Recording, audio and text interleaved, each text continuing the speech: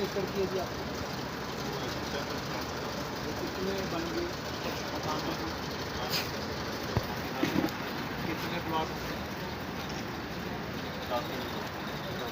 50 लोग। और उसमें से कितने लोगों ने रजिस्ट्रियाँ अपने यहाँ एग्रीमेंट कर रखे हों या फुल? 30 लोगों की एग्रीमेंट है। 30 की एग्रीमेंट है, 20 की रजिस्ट्री, 50 लगभग ऐसे। आपकी कहानी? आपका तो मेन रोड के ऊपर है जो राधा स्वामी के साथ है, वो उसमें प्लॉट बिके हैं आपके? कितने बिके हैं? तो आपने ये पॉलिसी पढ़ ली वैसे? पॉलिसी तो अभी आई नहीं, बस यही आया फिलहाल, तो पॉलिसी तो कोई आई नहीं हमारे पास। नहीं, इसमें मैंने वो लिख दिया कि आप हाँ। आपके रिलेटेड जो है कि आपकी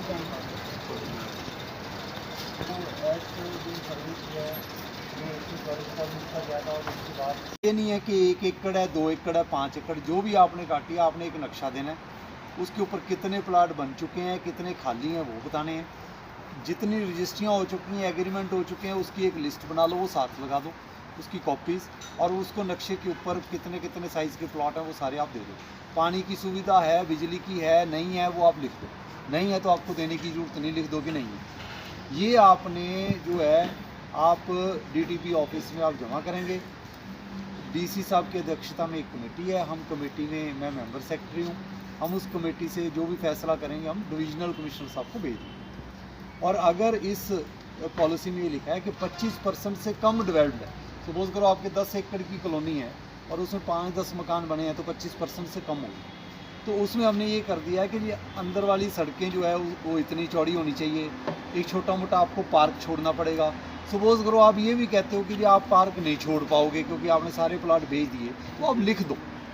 मतलब आपने ये नहीं सोचना कि कॉलोनी रेगुलराइज होएगी नहीं होएगी। अवैध तो आज भी है, नहीं होएगी तो कल भी अवैध रहेगी, लेकिन वैध करने का एक नियमित करने का तो आपको वो मिल गया ना पर्पस, तो वो आप अप्लाई कर दो।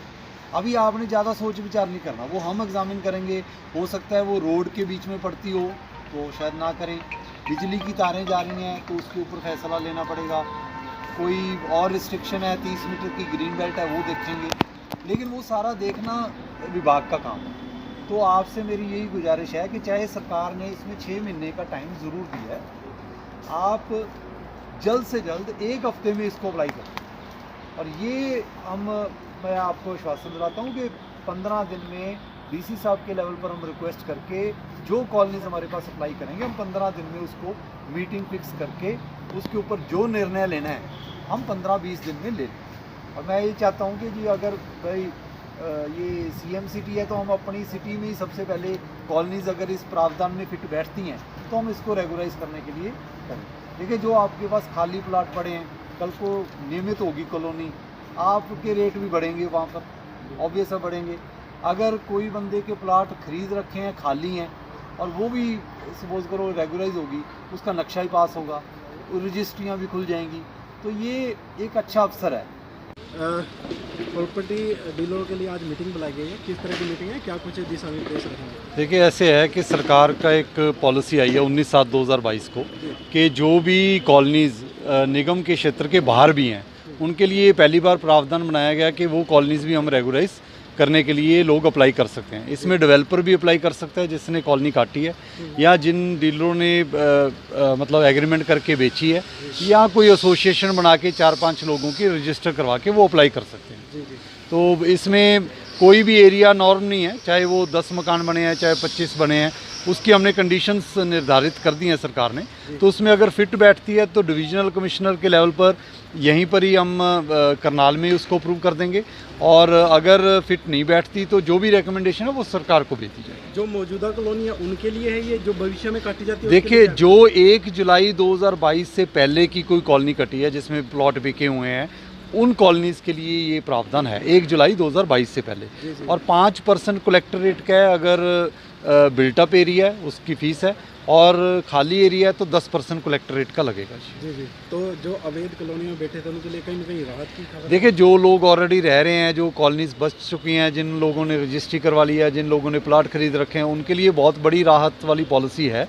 लेकिन आपके माध्यम से मैं ये भी कहूँगा कि उन कॉलोनीज़ में अगर अप्लाई करें लोग जल्द से जल्द करें और आगे कंस्ट्रक्शन ना करें, क्योंकि ये पॉलिसी का फ़ायदा तभी होगा अगर आप इसको बेनिफिट लेंगे और ये बनेगा। और नई कॉलोनी बिल्कुल भी हम करनाल में कटने नहीं देंगे। तो घरौंडा की भी 7 कॉलोनियाँ एक्सटेंशन के दायरे में आई है कुछ अभी तक ऐसा? देखिए, घरौंदा में भी एक्सटेंशन के दायरे में काफ़ी कॉलोनीज़ हैं, तो वो निगम के क्षेत्र में भी ये पॉलिसी एप्लीकेबल है। सेम नॉर्म्स कर दिए हैं, जो बाहर है चाहे अंदर है, लेकिन वो निगम के क्षेत्र में कमेटी में या कॉरपोरेशन के कमिश्नर साहब को देनी पड़ेगी एप्लीकेशन, और अगर वो निगम के क्षेत्र के बाहर है तो डीटीपी ऑफिस में मेरे अभी अप्लाई करो और अच्छा है ये जी। अप्लाई कर देंगे तो ये जो पीछे तोड़ फोड़ हुई वो नहीं होगी, और जिसने गरीब आदमी ने भी मकान बना रखे उन्हें भी बच जाएंगे। जी जी तो इस करके अच्छी है ये प्लानिंग इनकी, जी जी। डीटीपी साहब ने जो बताया। तो कहीं ना कहीं कॉलोनी वालों के लिए राहत की खबर है ये? हाँ, ये रात की खबर है जी, जी। रात मिलेगी हर एक आदमी को, गरीब आदमी को मिलेगी, ठीक। दूसरे को मिलेगी, मकान बन जाएंगे। जो डर बना रहता था कॉलोनी को देने का, अब नहीं होगा? वो ख़त्म हो जाएगा। अब तो डीटीपी साहब कह रहे हैं, जी।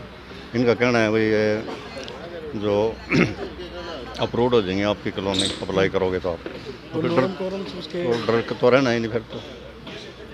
धन्यवाद। पहले तो डीटीपी साहब का घरौंडा में ऐसी पहल के लिए स्वागत है, क्योंकि यहाँ पहले जितने भी डीटीपी आए सिर्फ तोड़ फोड़ के लिए आए, पब्लिकली इशू लेके पब्लिक के साथ चलने के लिए कोई नहीं आया।